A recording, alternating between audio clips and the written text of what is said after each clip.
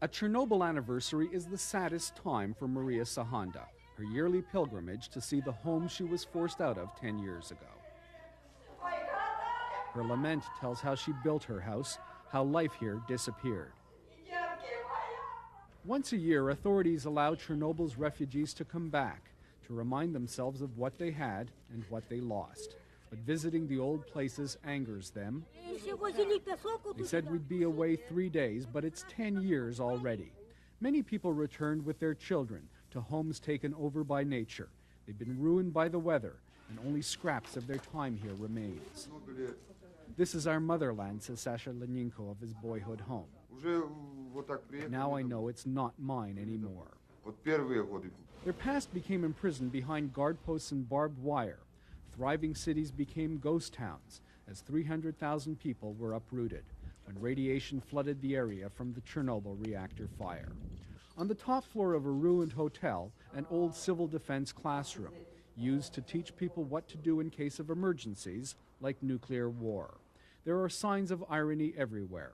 An old propaganda sign on top of a building proclaims, "The health of the people is the health of the country."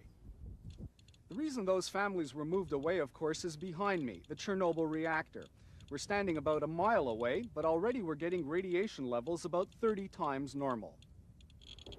The reactor that burned is now entombed in what they call a sarcophagus, a lead and concrete vault that still emits its deadly invisible poison at 100 times normal levels.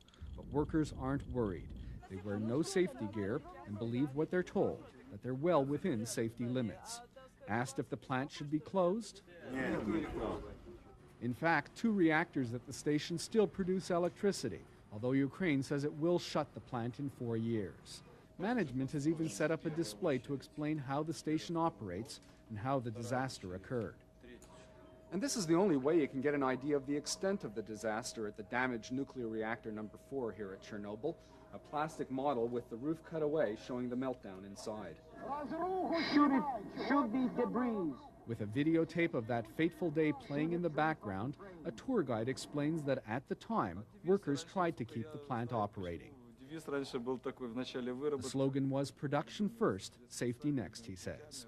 The workers insist they can operate this plant safely, but just this week, another radiation leak belied their confidence.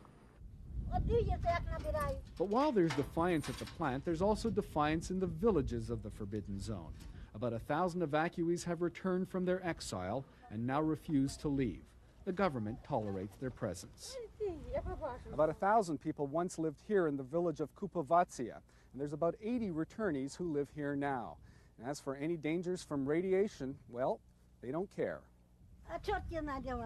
Who needs this radiation, this woman says dismissively. Most people here are elderly and say Chernobyl can't hurt them anymore. Victor and Maria Sapura hated the small apartment they got after the disaster and came back to the contaminated zone 3 months later. I was born here, I live here, I'll die here, she says. Even the storks have returned to the Forbidden Zone. For those here, a sign of hope. These people yearn for a simpler time before technology went wild. But their land has been poisoned, and life near Chernobyl can never be the same. Ernhofer, CTV News, Chernobyl.